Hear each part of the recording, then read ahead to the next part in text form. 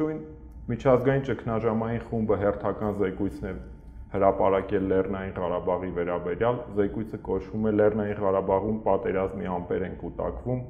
Ճգնաժամային խումբը զգուշացնում է պատերազմի հնարավոր վերսկսման մասին եւ անում եզրակացություններ, առաջարկություններ եւ տալիս ընդհանուր ռազմաքաղաքական պատկերը տարածաշրջանի։ Թեմայի շուրջ զրուցելու եմ իմ գործընկեր, լրագրող եւ Ղարաբաղյան հարցի գիտակ Թաթուլ Հակոբյանի հետ։ Ողջույն Թաթուլ։ Ողջույն Կարեն։ Կարդացել ես զեկույցը, ինչ առանձնահատկություններ կան, ինչ բառապաշար։ Ես ճգնաժամային խմբի զեկույցներին ուշադրությամբ հետևում եմ սկսած այն օրվանից, երբ որ նրանք առաջին անգամ նման զեկույց հրապարակեցին, եթե չեմ սխալվում, դա 2005 թվականի աշունն էր, երկու իրար հետևից զեկույց հրապարակեցին եւ դրանից հետո իրենց զեկույցներին ոչ միայն Ղարաբաղի հարցով, այլ նաեւ Կովկասի վերաբերյալ փորձում եմ բոլոր զեկույցները կարդալ, ինչպես եւ կարդացի այս զեկույցը։ Ընդհանուր առմամբ ես կարող եմ ասել, որ ճգնաժամային խմբի զեկույցները լավ զեկույցներ են։ Իհարկե, շատ բաներ մեզ դուր չի գալիս, ինչպես Մինսկի խմբի առաջարկներում, ինչպես միջազգային տարբեր բանաձևերում, նույնն էլ նաև այս միջազգային կառույցների այս բաներն են, այս զեկույցներն են, որոնք չեն կարող բավարարել բնականաբար հակամարտության կողմերից եւ ոչ մեկին։ Բայց սա նորմալ է, կրկնում եմ, որովհետեւ չի կարող լինել, այսպես ասեմ, Երևանից, Ստեփանակերտից եւ Բաքվից դուրս գտնվող կազմակերպություն եւ այնպիսի զեկույց գրի, այսպիսի մի բարդագույն հարցի շուրջ, ինչպես Ղարաբաղի հարցն է եւ կողմերին, ասենք կողմերը դժգոհ չմնան։ Եվ իդեպ ասեմ, որ եղել են զեկույցներ, ուղղակի եւ որ պաշտոնապես են պատասխաններ հղվել, որ այս հատվածները լավ չի ներկայացվել կամ կան ինչ-որ փաստական սխալներ եւ այլն եւ այլն։ Վերադառնալով կոնկրետ այս զեկույցին, ես կարող եմ ասել, որ այս զեկույցում իմ համար մի քանի, այսպես ասեմ, կային պահեր, որոնք կուզեի, որ այդպես չլիներ։ Մասնավորապես օգտագործվել է դե ֆակտո Լեռնային Ղարաբաղ ձևակերպումը, ինչը սխալ ձևակերպում է, եթե նրանք փորձել են կրկնել ԵԱՀԿ վերջին տարիների բառապաշարը, որտեղ նրանք օգտագործում են Լեռնային Ղարաբաղի դե ֆակտո իշխանություններ, սա այլ բան է։ Հետաքրքրական էր մի ձևակերպում, որ տեսա շատ չի հանդիպում, դա ուրեմն տարածքներ կարգավիճակի ձևակերպումն էր։ Հաստատի սա այն է, ինչ որ մադրիդյան սկզբունքն է իհարկե, բայց կոնկրետ այս ձևով land for status formula ձևը շատ չէր հանդիպել եւ իմ համար մի քիչ իմ աչքի համար տարօրինակ թվաց, բայց կրկնում եմ, սա էությունն է մադրիդյան առաջարկների։ Հիմնականում օգտագործվել է both sides, այսինքն երկու կողմեր եւ չի օգտագործվել all sides Լեռնային Ղարաբաղը նաեւ ներառելու, թեև նաեւ Լեռնային Ղարաբաղի վերաբերյալ մի մեծ կտոր կա, երբ որ խոսք է գնում թե ինչպիսին է Լեռնային Ղարաբաղում ընկալումը պատերազմի մասին, բավականին մանրամասներ կա ներքաղաքական իրադարձությունների մասին։ Ինձ մի քիչ ապշեցրեց նաեւ այն, որ շատ էր Ղարաբաղի վիճակը շատ էր մութ գույներով ներկա, հուսալքության բան նկատեցի Կարեն, գիտեք, հուսալքության, որ ինչ-որ մի հատ բերվում էր սոցիոլոգիական հարցումների արդյունքներ, ըստ որի 70% ուզում է այդտեղից հեռանալ, չգիտեմ, ճիշտն ասած ես ծանոթ չեմ, ես լսել եմ այդ հարցումների մասին, բայց որ այդպիսի թիվ կա, անկեղծորեն ասած զեկույցից իմացա, եւ հակառակը Ադրբեջանի հատվածում էս հաշվով փորձ է արվել չանդրադառնալ, օրինակ չանդրադառնալ, որ Ադրբեջանում նավթի հետ կապված լրջագույն պրոբլեմներ կան, մանաթի կրկնակի արժեզրկում, Ադրբեջանի խոշորագույն բանկի փաստորեն դեֆոլտ եւ ոչ մի խոսք չկա այս ամեն ինչի մասին, փոխարենը մռայլ գույներով ներկայացում է Հայաստանի եւ Ղարաբաղի իրականությունը։ Դա ինձ ճիշտ ասած իմ համար էլ մի քիչ տարօրինակ էր, որ Հայաստանում կյանքը լավ չէ, դա հասկանալի է, բայց եթե համեմատենք, հավանաբար վերջի 2-3 տարիներում Ադրբեջանում կյանքը շատ ավելի է վատացել, հատկապես նավթային բումից հետո։ Արտագաղթի նոր ալիք է սկսվել Ադրբեջանում։ Եվ դա,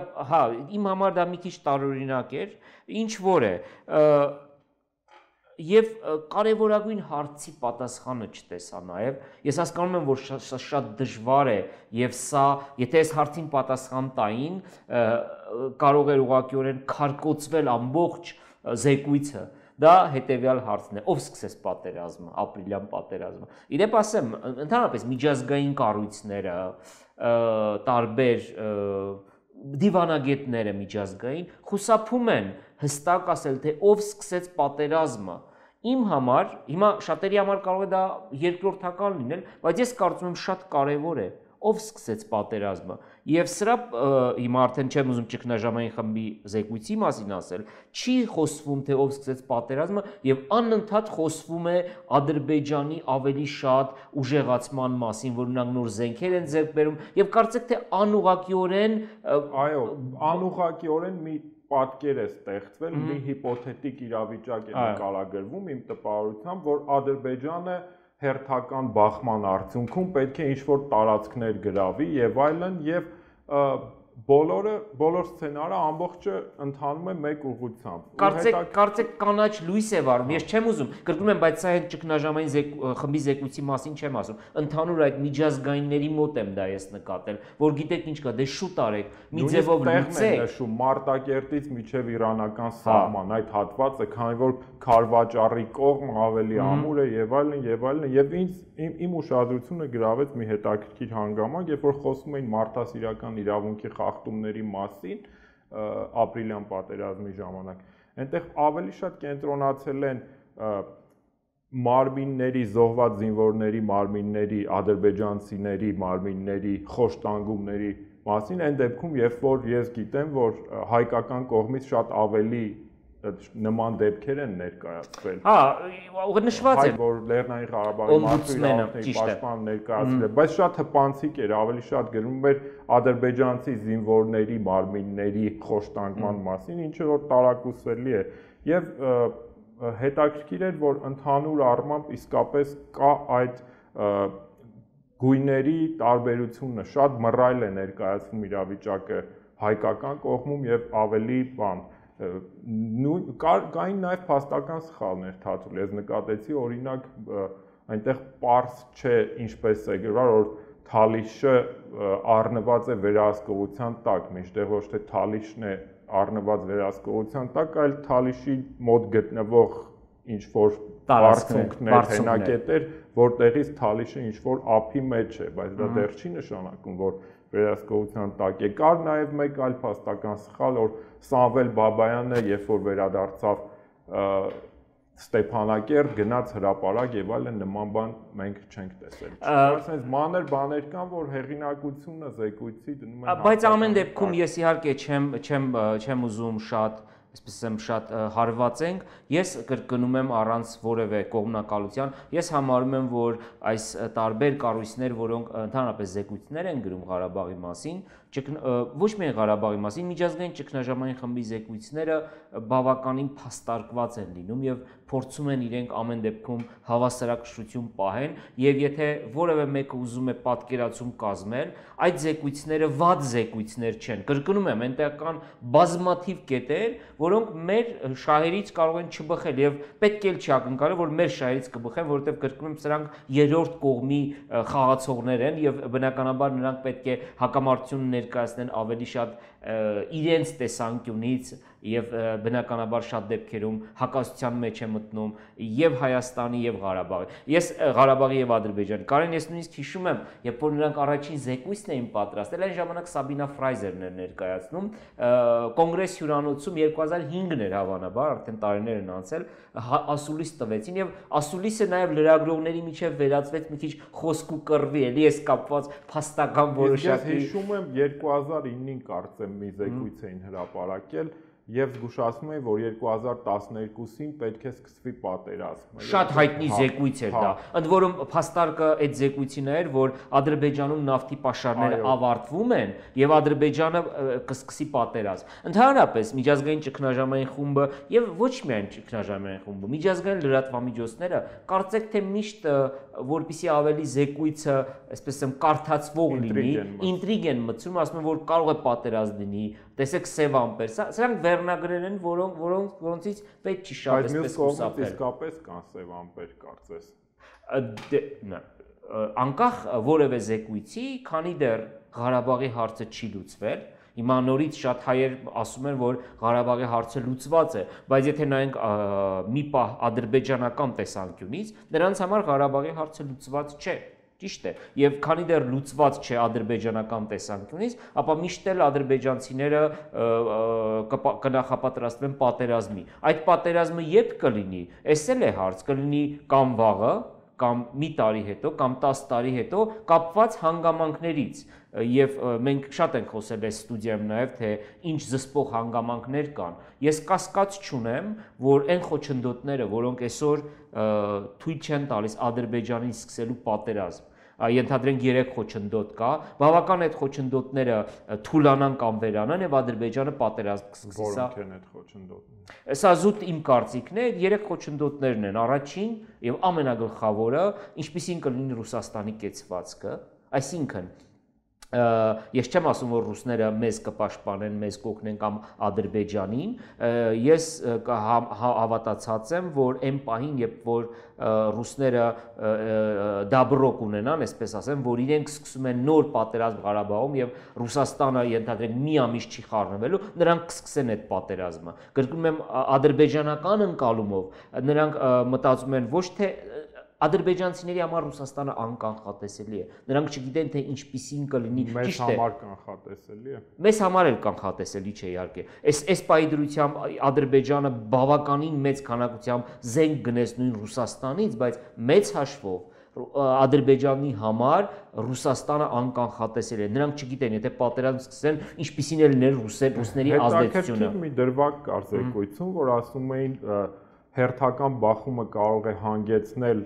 այսինքն տարածաշրջանային տերությունների ներգրավմանը եւ միջամտությանը, ինչը կսահմանափակի Հայաստանի եւ Ադրբեջանի սուվերենությունը։ Պարզ է, որ խոսքը Ռուսաստանի մասին։ Եվ Ռուսաստանի մասին բավականին էլի ծանր խոսքեր կար այս զեկույցում։ Ռուսներին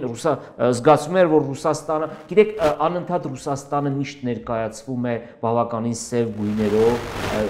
արևմտյան աշխարհի այդ զեկույցներում, բայց ես այստեղ ուզում եմ մեջբերել վերջերս Երևանում կազմակերպված հայտնի խորհրդաժողովին, կոնֆերանսին, որը կազմակերպել էր համալսարանը, այնտեղ երկու շատ իմ կարծիքով շատ լավ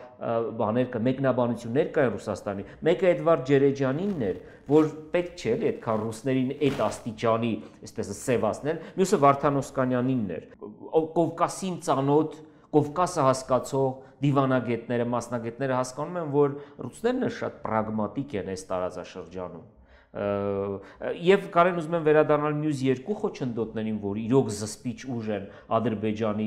նոր, այսպես եմ, ռազմական գործողություններ սկսելու հարցում, ինչպես օրինակ եղավ ապրիլյան դեպքեր նախորդ տարվա, դա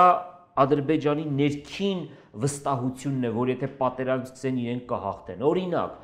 անցյալ տարվա ապրիլին իմ կարծիքով Ադրբեջանը համոզվել էր, որ ճիշտ պահն է, իրենք սկսում են պատերազմ եւ հասնում են հաջողության։ Նրանք չհասան հաջողության, բայց ներքին այդ համոզումը իրանք ունեին։ Դա շատ կարևոր է։ Դա նույնն է, երբ որ դու ինչ-որ մեկի հետ գնում ես կռվի եւ միշտ մտածում ես, կարող եմ նրան ծեծել, թե չեմ կարող։ Ադրբեջանը համարում էր, որ կարող է, պահը եկել է, բայց չկարողացավ։ Իհարկե նաև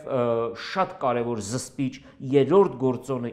իմ կարծիքով դա բանակցային գործընթացն է։ Քանի դեռ կա բանակցային գործընթաց, միշտ էլ պատերազմի հավանականությունը ամենանվազն է։ Բայց քանի որ չկա բանակցային գործընթաց, միշտ էլ պատերազմի գայթակղությունը մեծ է։ Թաթուլ շատ հետաքրքիր այսպիսի ձևակերպում կար զեկույցում, ընդ որում երկու տեղ հանդիպեց, երբ որ կարդում էի, որ խաղաղությունը շատ կախված է անձերից, ոչ թե ինստիտուտներից, եւ որ բանակցային խողովակները չեն աշխատում այսօր, նաեւ պատճառը դա է, որ ընդհանրապես process-ը մտել է փակուղի, բանակցությունները 90-ականների պատերազմից ի վեր վարվել են նախագահների եւ արտգործնախարարների մակարդակով եւ ամբողջ այս բանակցային գործընթացը գերանձնավորված է եւ այսպիսի մի ձևակերպում կար, որ եթե վաղը լինի որևէ հաջողություն կամ ձախողություն, դա բացառապես երկու անձից է կախված եւ ոչ թե ինստիտուտներից։ Քո տեսակ։ Ես կարծում եմ, որ դրա մեծ ճշմարտություն կա։ Ես կարծում եմ, որ այսօրվա բանակցային գործընթացի փակուղային կամ խորը փակուղային վիճակը պայմանավորված է նաև Սերժ Սարգսյանի եւ Իլհամ Ալիևի անձնական, այսպես ասեմ, միմյանց չհարգելով,